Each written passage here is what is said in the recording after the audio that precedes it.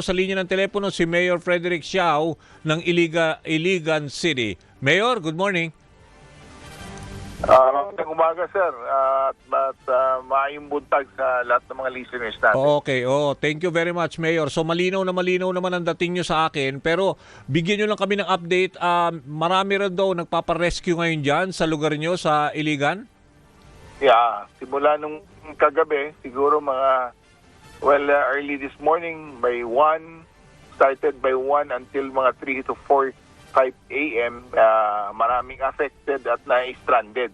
Ito nangyari dito sa Iligan, yesterday pa lang, 2 days ago, we have already declared our, the suspension of classes and then suspension of work, mga government,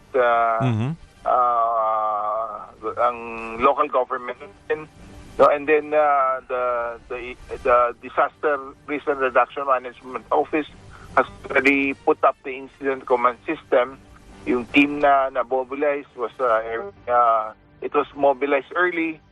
Class class suspension was in place. Ang problema lang dahil medyo it added up to the issue is that a lot of residents in flood prone areas, although hindi lahat, may isang barangay, dalawang barangay pala, kaya they don't want to evacuate, no? Considering that nandiyan yung mga bahay nila. At although flood prone sila, that's why residents refusing to evacuate were personally encouraged, visited by our PNP, yung housing office natin at city engineer's office, and those who still refuse, refuse to evacuate were required to sign waivers, acknowledging the risk, mga risk natin. So, but again, a lot of barangays last night decided to do a preemptive evacuation. At because of that, I believe a lot of families, lives were saved just by doing so. Okay. And, yung current situation po namin dito is that we have a total of 21 barangays na affected. Okay. At mostly malapit sa river basin natin, river system. Okay. At yung water levels ng before landfall due to malakas dahil nasa mga 200 mm yung forecast Okay. At sabay pa ring high tide kagabi at 1 a.m. So the flooding reaches areas not usually flood prone. So maraming, that's why people were caught unaware, dahil umabot sa mga lugar na hindi usually naabutan. Okay, Mayor. Also, rescue operations were somehow difficult dahil yung mga malalim na yung mga tubig at malakas yung current, considering na talagang buhos ng ulan. Okay, Mayor. Hello. Yes, sir. Yeah, Mayor, sorry, sabi mo 21 barangays ang affected dahil tumaas yung tubig, baha, dahil nga yung malapit sila sa rivers. Meron lang ho kaming isang residente nasa linya rin ho ng telepono. Probably we can also patch him up, no? Para at least kung ano man yung panawagan, magkarinigan ho tayo dito sa programa. Okay lang ho ba, Mayor? Yes, sir. Yes, sir. Okay, nasa linya rin ho ng telepono si Amir Hasan. Residente ho siya sa barangay Mayahayay. Mayahayay. Okay, Iligan City. Okay. At Amir, naririnig mo ba si Mayor Frederick? Yes po. Yahay. Okay, thank you very much. Amir, ano ba ang problema nyo dyan sa barangay ninyo? Inabot na kayo ng baha? Yes po, inabot po na kami ng baha dito. Okay. So ano ang, kasi yung mga ilang residente, sabi ni Mayor, ay ayaw pa umalis at magpalikas. Kayo ba, dyan sa lugar nyo sa Mahayahay, kayo ba ay gusto nyo pang manatili dyan o magpapalikas na kayo? Gusto rin namin pong manatili. Oo. Oh, ayan, Mayor, siguro narinig niyo si Amir, probably you can also coordinate with them. Or marami ba kayo diyan, Amir, na apektado diyan sa barangay nyo? Marami po. Oo. Oh, mga ilan? At least bigay mo yung sitwasyon ninyo. Kamusta na ang pamilya mo? Ay, okay naman po. Sa ngayon, wala pong malituan, walang ano. Hmm. Hmm. Walang may kuryente ba kayo? Kamusta ang ano nyo? Walang Ang pagkain? Oh. Ang pagkain, walang kuryente. Oh. Mayor, ano ho ba? So ngayon, tuloy-tuloy ang rescue operation, Mayor, 'di ba? Binanggit nyo. Well, early this morning, napahinto natin yung rescue operations dahil sa sa malakas na tubig at saka malalim, because malalim na yung tubig at saka malakas na yung alon. So, rescue's operation this morning was suspended to ensure the safety of our rescuers. But ngayon, they're already back in the field at they're doing their jobs again. Okay. Well, in this case, that's the reason why I said kanina, ayaw mag-evacuate ng maaga, Okay. ng preemptive. That's why a lot of the families were asked to sign waivers. Oo.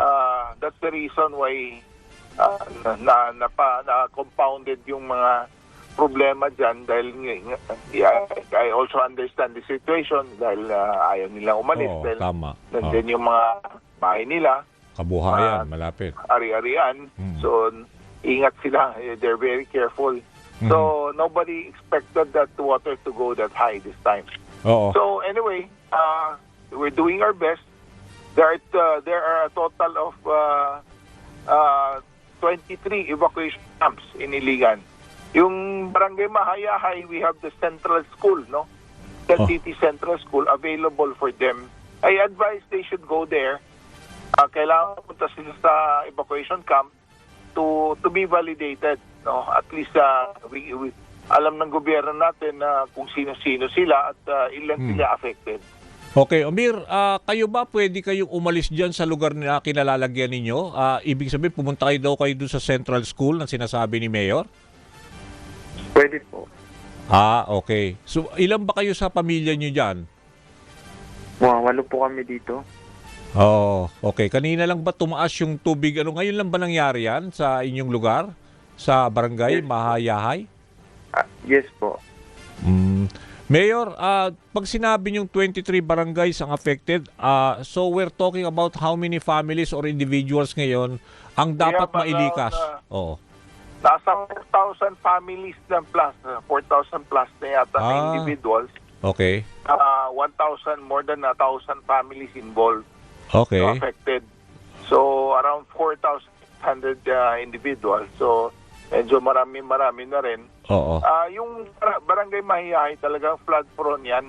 Every time na may malakas na ulan, talagang may baha. It's just that maybe they're not expecting na ganito kagrabe ang nangyayari ngayon. Oo. Pero bali, meron naman tayong enough. Sabi nyo kasi mga 23 evacuation centers dyan sa area na yan. Bali, kasya naman, yung 4,600 individuals, wala naman problema sa supply, naman, pagkain, or what? O yung temporary shelter? As of this time, we're having it ready. We're doing our best to make sure that yung timely distribution ng mga kits natin, na yung mga gamit natin ay may deliver natin sa kanila. Meron din ho ba tayong... Pati na rin tubig. Yun nga itatanong ko, kung may malinis na tubig, okay naman, Mayor. Walang problema naman sa supply, sir. Nakapag-ready kami. Okay. So we will definitely deliver that to the evacuation. So kasi itong ulan... That's why yung advice lang talaga is for them to go to the evacuation camps and make themselves available at have themselves updated para alam namin alam ng CSWD kung ilan sila talaga. Marami ho ba yung sinabi nyo, yung pinapasay nyo ng waiver, marami rin ho ba sila yung ayaw umalis at magpalikas? Marami, sir. Marami sa particularly in two barangays, Mhm. They were visited by our PNP, Oo. yung house office natin at saka city engineer's office. They were advised they should kailangan na ng preemptive evacuation, but still some of them decided to stay. At yun nga nangyari. Again, we cannot impose on them talaga, sir, pag Oo. Tama. involved na yung mga gamit nila, yung bahay nila, yung belongings at mga important Yeah. nila, properties nila. Mayor, kasi ang sabi nga itong si Basyang talaga malakas daw, ay maraming ulan ang idinudulot nito, hindi talaga hangin.